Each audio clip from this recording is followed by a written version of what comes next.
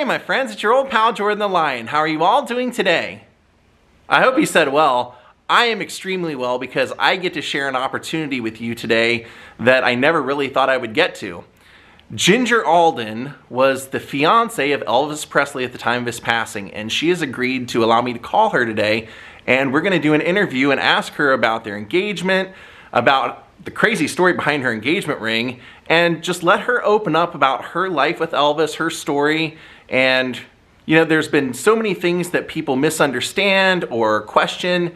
I just thought this might be the best way to get a straight answer. So we're gonna give Ginger a call right now. Daze with Jordan the Lion begins right now.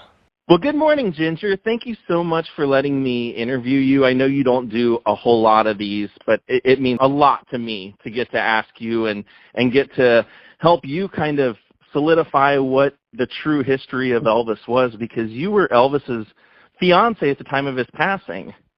Yes, no, thank you, Jordan. It's great to speak with you, and I appreciate it. Yes, it was an amazing time in my life, and something I always hold special, and he was an absolutely amazing soul. How did you end up dating and then become engaged to one of the most beloved men in the world, who could probably have had his choice of anyone in the world? Right.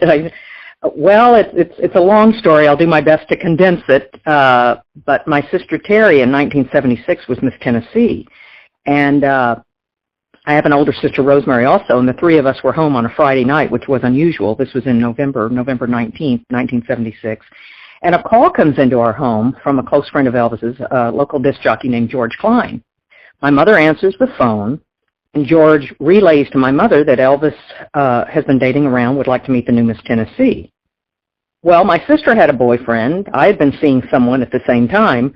And it's interesting because when my sister went in and started talking on the phone, my sister Rosemary and I were looking at each other, and it was like, well, this is unbelievable. And I thought, I had driven past Graceland many times just growing up in Memphis, and I thought, wow, this could be a wonderful opportunity to just get to peek inside Graceland and, you know, say hi to Elvis, meet Elvis. And your dad had tried to enlist Elvis many years before, kind of.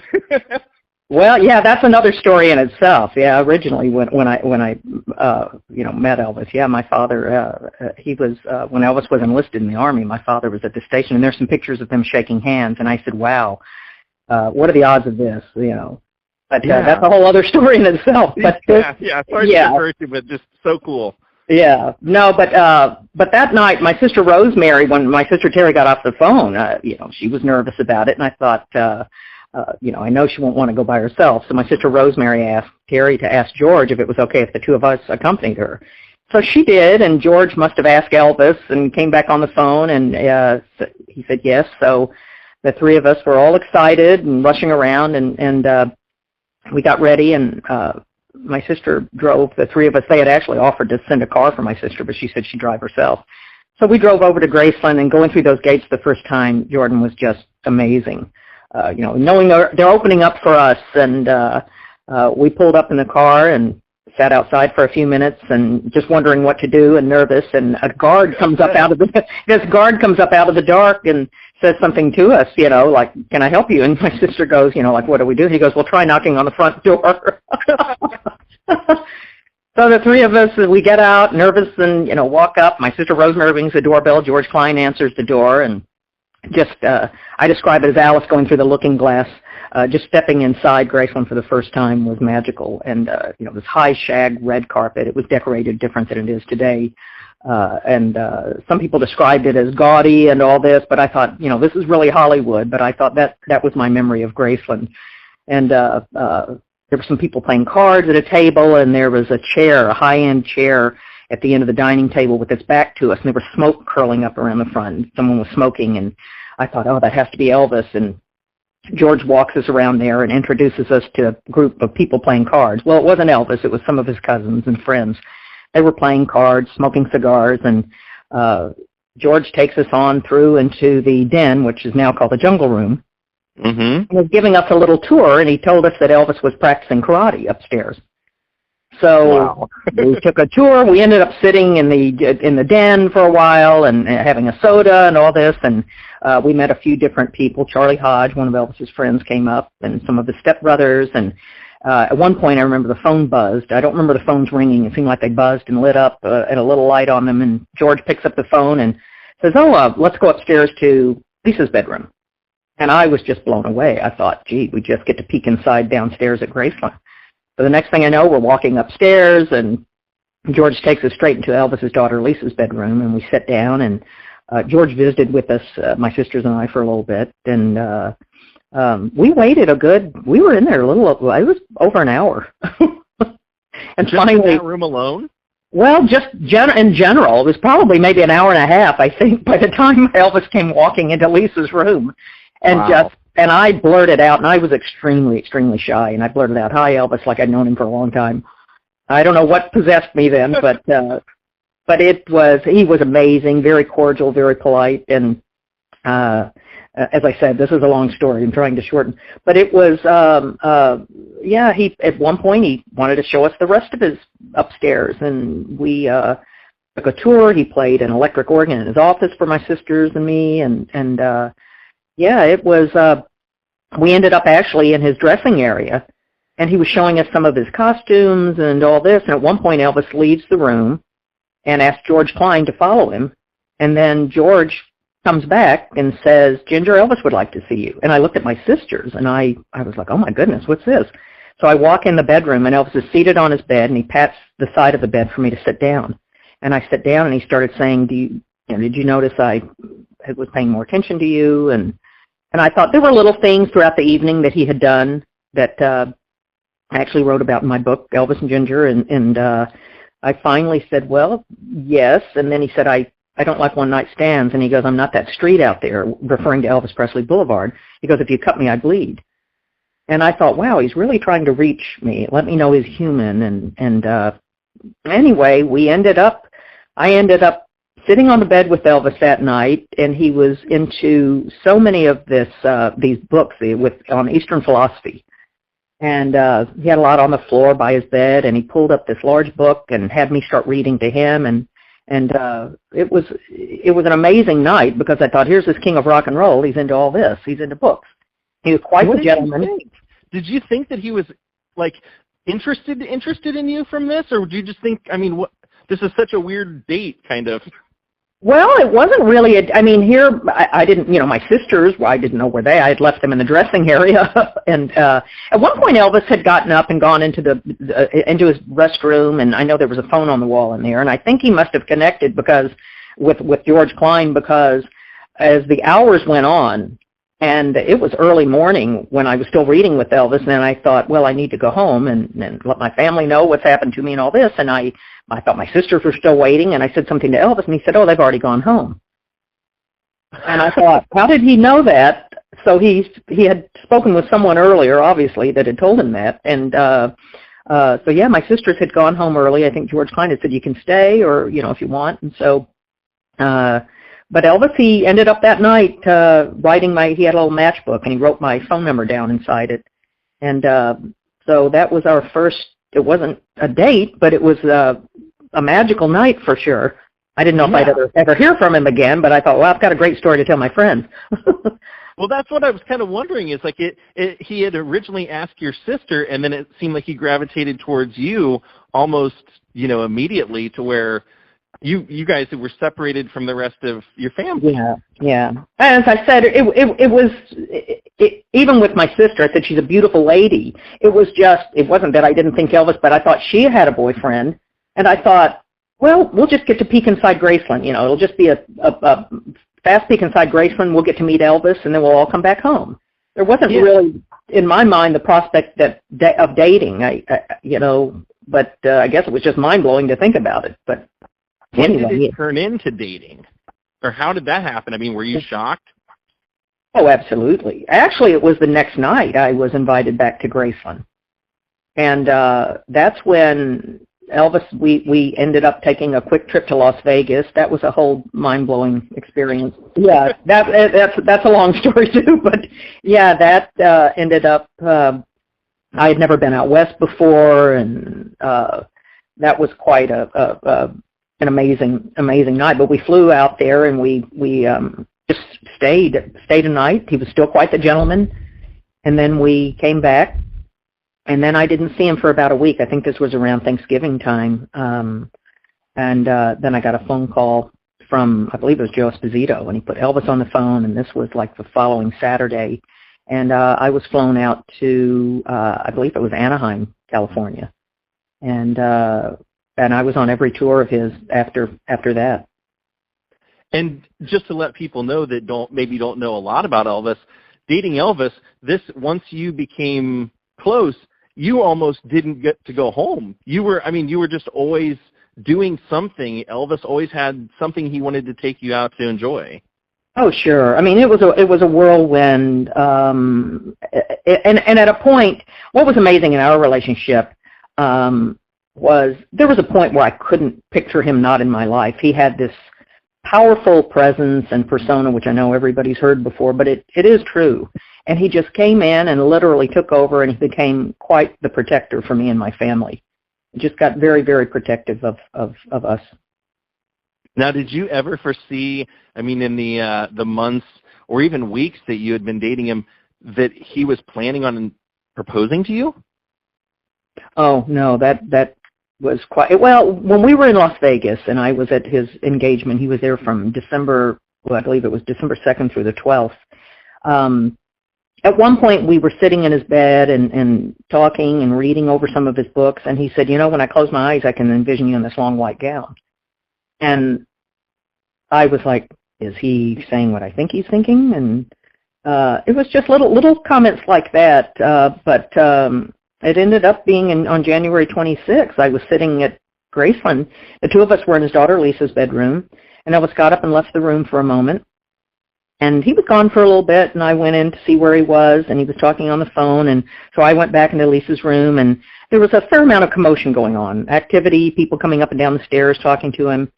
And finally, at one point, Elvis comes back in Lisa's room, takes me by the hand, and walks through the dressing area to his bathroom. And there was a chair in his bathroom, and he had me sit down in that. And he started saying some really, really beautiful things to me.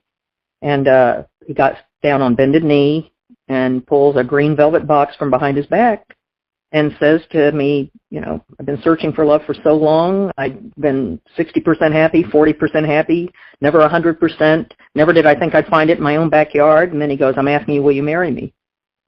And I was blown away. I did say yes. I did say wow. Yes. But it was just a beautiful, beautiful memory for me. And then we stepped outside, and his friend Charlie Hodge gave me a little backgammon game as like a little engagement gift. And, yeah, Elvis kept asking me to hold up my hand, and the ring was absolutely beautiful. And I didn't know until years later that the stone for my engagement ring had been taken from his TCB ring that he loved and wore on stage. Yeah, that seems to have been, there's two things that kind of brought this conversation between you and I up. And one is that, you know, a lot of people, for some reason, they just don't want to accept, or they don't want to believe that you and Elvis were engaged, and that they somehow think he was on this tailspin in life and that he wasn't happy and this and that. And I even read a comment on my channel 2 days ago where somebody said, why would Elvis have married Ginger after just a couple of months when he was with Linda for so many years? Why do you think you were more special than anyone else, or what was the connection that made you think that it was real? Well, you know, the amazing thing is, you know, his own father had mentioned about our engagement, and his jeweler talked about making the ring. And, you know, it's not someone being better over someone else by any means. I think all I know is, from what Elvis told me, I think his relationship with Linda, there were just different things he had told me in the course of our time together. And I think when Linda met him, he was still married. He was just coming off the tail end of that. He was separated. But I think it was soon. I think their first year went well. And then I think things started to change a little bit after the second year. And I think it may have been too soon for him. I don't know Linda. I've never met her. But from what I understand, there were other women in and out throughout that time period. And even when I met him, he told me that his stepbrother Ricky had said, "You brought a lot of girls up here in the past few weeks," because he'd been off of a tour. And he said, "I'm sure I'm going to meet somebody I really like on a Friday night." So I think their relationship had been off and on, and different girls in and out. And I just think, I do think he was ready. I was blessed. I mean, it amazed me that all this had happened, but right. I think we did have a connection, and I think, as I said, I just think he was ready. And I think it shows with your engagement ring how special Elvis found you, because the other thing that we were trying to clear up with this interview is that you have a Facebook page where you dispel rumors, and people will write in and ask you questions. And one of the comments was somebody had said they had taken a VIP tour in the archives of Graceland during Elvis Week, and that the TCB ring was shown to them there, but they said that they didn't display it because there was some unclear history to the ring. And like you said, I actually went and found Lowell Hayes and asked Lowell Hayes the history of Elvis coming to get your ring. So I'm going to put that interview right here. So you had to get on it, though, because he wanted it. When he wanted stuff, he wanted it now. He did. Yeah. Now there's a crazy story. He didn't even quit. He just expected it there. It didn't matter if it was 3 o'clock in the morning. Was he your best customer? At that time he was. Yeah. Now I had heard the crazy story was that he called and said, "I want you to do an engagement ring," but you said, "I can't make that for you. I don't have a stone that big." Can you tell that story? Well, I've told it numerous times, but he said he wanted an engagement ring made for a ginger with a stone the size of the stone in his TCB ring. And I said, "Where am I going to get an 11.5 carat diamond in the middle of the night, Elvis?" And he said, "Well, I don't know, but that's what I want." And I said, "Well, I can't get an 11.5 carat diamond in the middle of the night." He said, "Okay, I'll find it somewhere else." I said, "Okay." I went back to sleep. And in about a half hour, the phone rings again. He said, "Lowell, sir," he said, "I got to have an engagement ring, and I got to have it tonight. What are you going to do?" I said, "I don't know, Elvis, but I can't do this." So he said, okay. So I tried to go back to sleep, and I thought about, he wants a ring with a diamond the size of the TCB ring. So I called him back. I said, "Elvis, why don't I just take the diamond out of your TCB ring and make her a ring?" He said, "That's great, come get it." So I drove out to Graceland, got the TCB ring, called my jeweler, my diamond setter, meet me at my jewelry store at 3 o'clock in the morning. And we had a mounting that it would fit. So we mounted the stone, took it back out to Elvis, and then I put a CZ in his TCB ring until I could find him a diamond, and the CZ never got replaced. So his TCB ring that's on display at Graceland is the original ring, and it has a CZ in it. Because of that story. Now, Ginger, we just heard Lowell talk about your ring and everything, and I noticed the first thing he said is, "I've told this story a million times, so how can this be something that people are unclear about?" Well, I think there are some things, there's been a little rewrite of history, or a large rewrite of history in a lot of ways, and they don't like to promote another woman in Elvis's life, or that he was happy, he was looking forward to marriage. That seems to have been swept under the carpet here. I think some people get different stories. Some people will, when you do take the tour, they do show the ring, but they don't bring up the fact that, oh, by the way, this was given to his fiancée. They just don't talk about it. Or they will say, well, we're not sure, there are different stories with that. And I thought, there are no different stories with that. That is the story. It's been told, it's been documented, so I think it would be nice if it were actually told, if they are going to present the ring, to explain about the center stone being taken out and made into my engagement ring. Especially considering the fact that he didn't keep your engagement a secret. Other people in his circle knew. He made comments on stage. I mean, it wasn't like you were just some secret. The tabloids were following you around trying to take photos of you. Well, he was, it's funny, I think when we were in Las Vegas in the beginning, Paul Harvey used to be on the radio, and they were talking about Elvis getting married that weekend. I'd heard various stories from different people. I had no idea what was going on at the time. But of course, that wasn't the case then. We weren't engaged then.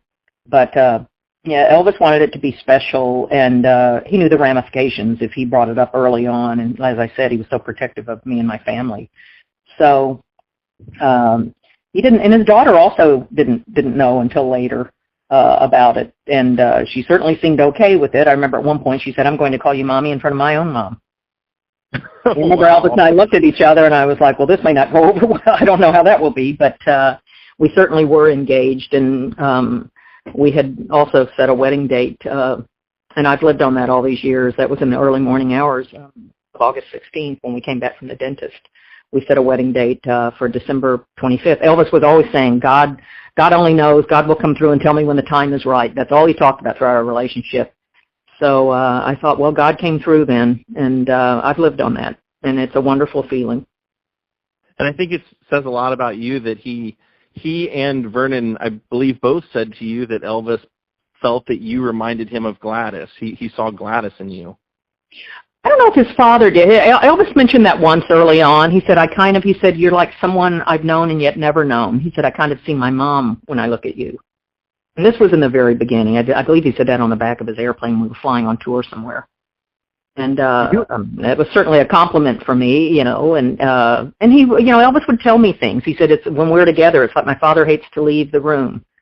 And, you know, he said, my father told me the other day that it was the first time he saw the little boy put overalls on back in East Tupelo. That's wonderful. And I was blown away because you wanted people to like you. You know, I was very shy. I was young, but unfortunately for me, I didn't get a chance. You know, Elvis kept me secluded upstairs with him a lot, and then on tour, you're just, you know, fast-paced and in the room with him again, and I didn't get to know a lot of the guys, but there was an extreme. I remember when Elvis and I first got engaged, he said, you know, be prepared, a lot of people will be jealous of you, and I thought he meant the fans, which is understandable, a lot of women, but I had no idea of the in-house jealousies that were swirling around him all the years before I even came on the scene, and what happened, especially for me afterward. I just don't think a lot of the guys ever wanted him to remarry anyone. I think they were afraid their world might change, and which is sad to me. And I understand after Elvis passed, I understood there was some stuff going on trying to break us up, and it didn't work, but that makes me sad. Did you and Elvis ever talk about what your future would look like? What's your, maybe a family, or would you ever move, or what was the plan? Oh, I don't think he ever would have left Graceland. Yeah, I've had people ask, you know, do you think he ever would have moved from there? And I said, no, Graceland, to me, it was Elvis. It was just a part of him. And but he wanted to have a little boy. You know, he did want to have more children. We talked about that. And he was looking forward to making more films. And, I know he wanted to produce. He wanted to perform in England. There were so many things that it breaks my heart because he was so talented, and we didn't get a chance to see where else he would have gone. But he left us with such, you know, such beautiful memories and beautiful songs, and it uplifts so many people in so many ways, and he'd be happy about that. What's the memory that you think of when you think of Elvis? Is there a moment you guys shared that always pops into your head first, or anything? You know, I think of times, of course, I'll always say Elvis on bended knee asking me to marry him. That's a huge one. But, you know, overall, it were these moments upstairs. It was just the two of us in his office. There was an electric organ that he played, and he would joke around with it. And, you know, he'd hit the keys and say, I've never hit that note before. I've never gone that low. And I would sit either beside him or on the floor sometimes, and Elvis loved jewelry, and he had these beautiful jeweled robes he had purchased in Hawaii.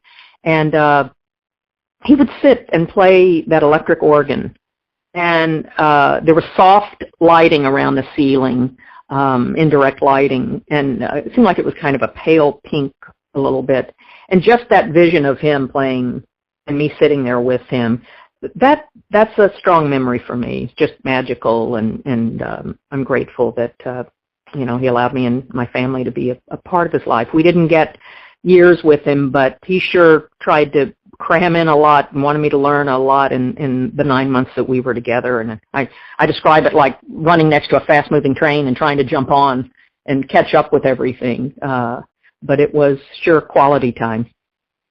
That's wonderful. That's so great to hear because, like I said, sometimes you always hear these stories of, him being out of control or anything like that. And your book, you just paint him so much different than that.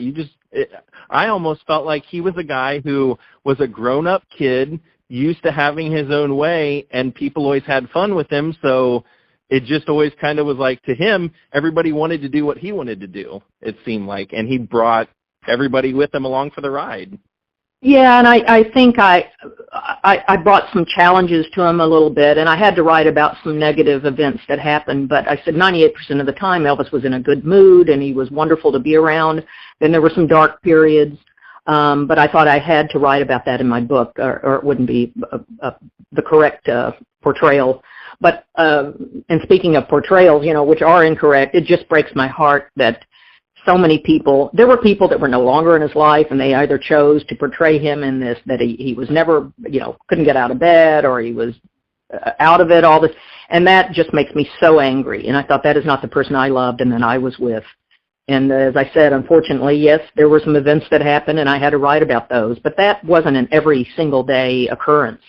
And I feel what some people did to him, people, whether it was family or friends, afterward, it was just so unjust because he was such a kind and generous person that didn't deserve any of that. And I don't know. I think some people weren't happy that they weren't in a will, or I can't explain it all, but there was no reason for some of the things that were put out to have ever been put out. Right, and that's one of the things that I always appreciate about you is that you didn't write a book until, over 30 years later? Something like that? Yeah. I guess it was 38. It's not like you've ever tried to cash in or anything. What I always respect about you is that you're just trying to keep history true and Elvis's life true, or from your perspective. Well, when Elvis passed away, I wrote down some things. It was my way of holding on. I didn't want to forget. Some things you never forget, but some things I was able to talk to my family and reconnect more in the story, like in the very beginning when I was small, that I didn't understand between my father and Elvis and being in the Army and all that. And so we were able to piece all of that together, which was great.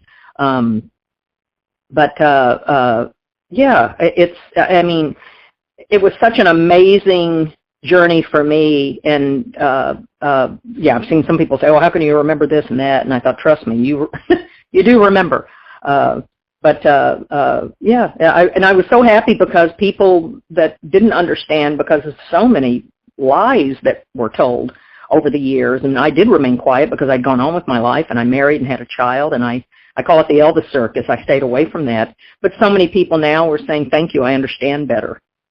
And I thought it was, me writing a book was always the elephant in the room for me, but it had to be done. And, I wasn't eager to run out and do that, and some people did. And some people wrote more than one, and that's kind of been their livelihood, and the stories have changed over the years, and it's just sad. I feel for him, but I thought, I'm happy I was able to get it out, and appreciative that so many people like it, and that means the world to me.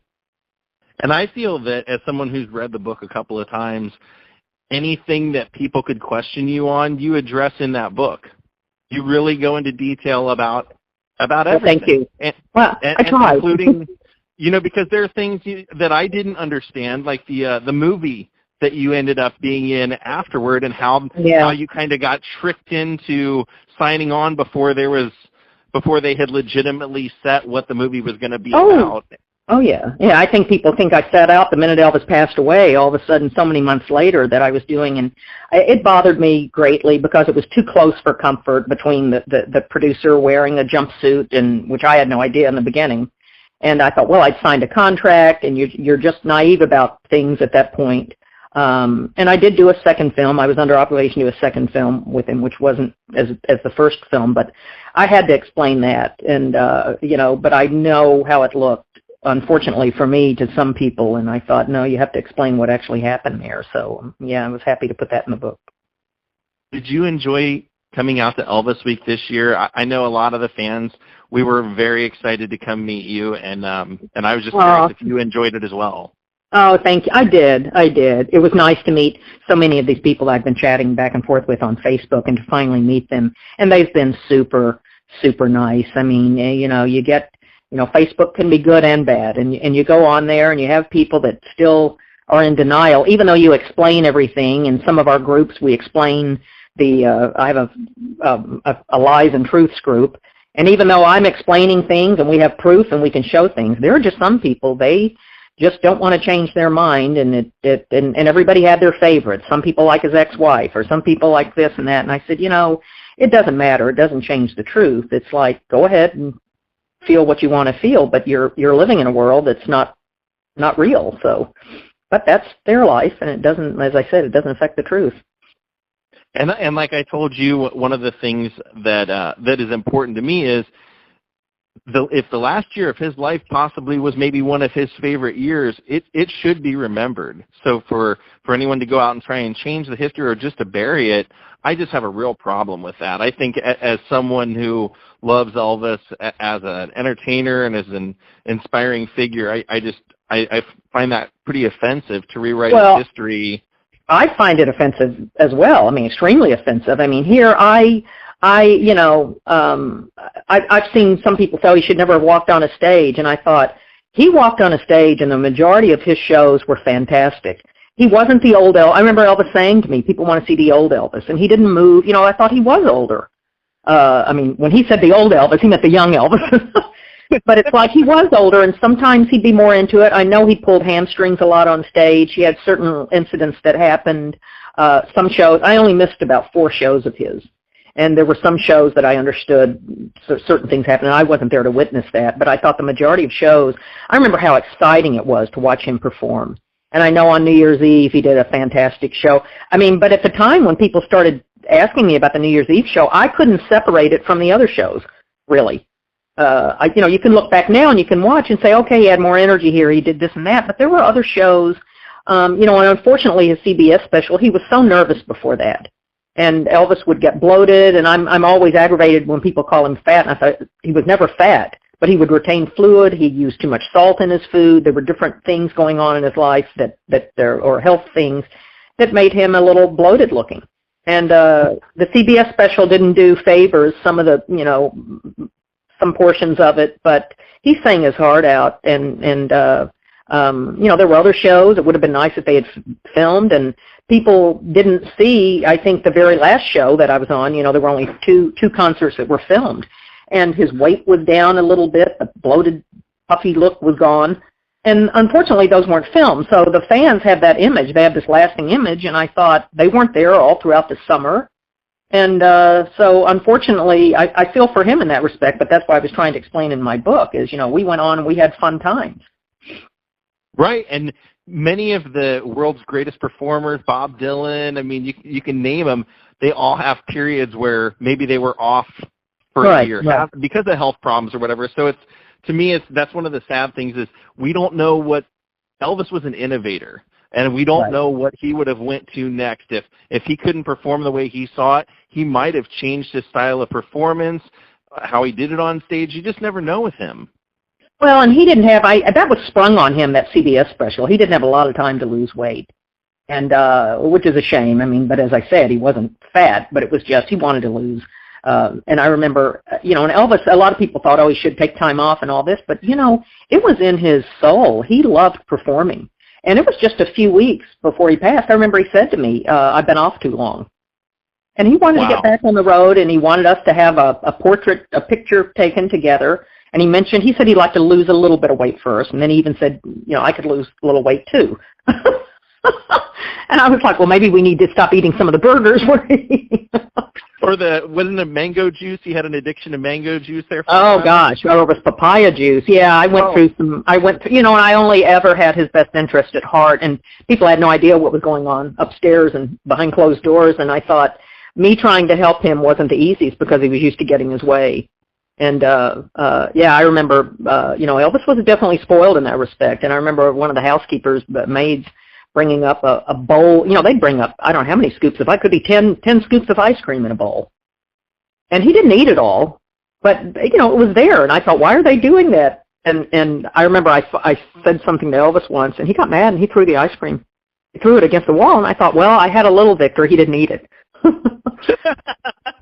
And I told him, I said, you don't need that, you don't, but I think it was baby steps for me. It was, maybe I can reach him in different ways, and, but it wasn't easy, but when you love somebody, and you want to help them, and that's all I ever tried to do, but some people mistook that as they're arguing up there, and I thought, no, and, there was a whole thing about me hating touring, and that, I never once said that to anybody. That got started. You have to go back to the original books, not biographers, because they pick up, but whoever started that, it was just such a complete lie, and I don't know why that ever got started. But I think there were so many things misunderstood. I waited a day my sister gave up her crown as Miss Tennessee, and I waited a day to come in, and Elvis had me flown in on a private jet. And I think people just thought I didn't want to be touring, and I thought, I loved watching him perform. I mean, this is what he did for a living, so that relationship, any relationship he was in, if someone didn't like touring, you wouldn't have lasted a day. So I don't know who originally started that, but anyway, it was unfortunate for me. But and my silence all these years and not knowing all this stuff was being said after going forward in life, I've had a lot of garbage to try to clear up, and it's not the easiest, but all I can do is I'm going to have a YouTube channel myself and answer some questions for fans, and I hope that will help. That's a wonderful idea. And one thing I've always kind of wondered about was, after Elvis passed, did you ever kind of feel or see signs around you that he was trying to communicate with you or send you a message in any way? Oh, George, our numbers, Elvis was into numerology. He was a number 8. I was number 4. Those numbers have come back into my life so many times throughout the years, and it's eerily so. Yeah, I had when I was living in New York, of all the thousands of PO numbers to get, I had a post PO box, and it was number 48. When my son was born, he weighed 8 pounds 4 ounces, and my son's due date was actually on August 16th. That's been wow. That was a tragic day for me in more than one way, but right. Yeah, he was 4 days. He was 4 days late, and I thought if my son had been born on that day, that would have been wild. So that's very. I don't know if you want to mention it, but that's a strange way that August 16th has been in your life in so many ways. I'm sorry to hear that. It is strange for me. I mean, some people go, well, that's a little weird, that's this, but my husband, his adopted last name was Lizer. And I started looking at the letters, and I said, God, if there was a P in there, if you rearrange those letters, it would have said Presley. And I said, as bizarre as that is that some kind of, what are the odds I would marry a man whose adopted last name had all those letters except it was missing the P? Right. And as everyone knows now, my husband, we were together 34 years, and he suddenly passed away on August 16th in 2015. So it's something's out there. I don't know, but it can be odd at times for sure. Can I respectfully ask what you do on your August 16th? I mean, it's always sad because I just, how do you think of 2 men in your life that you love deeply? And I know they would want me to be happy, but I don't do anything really different or special. I mean, I've thought of Elvis so many times throughout the years. Of course, I think of my husband so many times. It's almost like that day is no different for me. Yeah. And it was so sad. I mean, sure, I can get up and I can cry and just say I love you to both of them, and I'm thinking of, but you try to move on and not get too down about it. That's all I can do. Absolutely. Well, I hope that you will continue to make yourself available to the fans with your YouTube channel, because I think that's the most powerful thing that we can do for Elvis as fans is, or anyone that was in his life, is just to tell the truth and keep the stories that make new fans.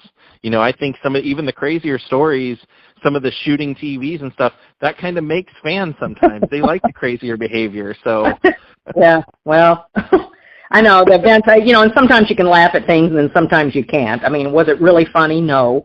But it was, but it was spoiled. Yeah, it was spoiled behavior, and Elvis certainly had the money to replace televisions.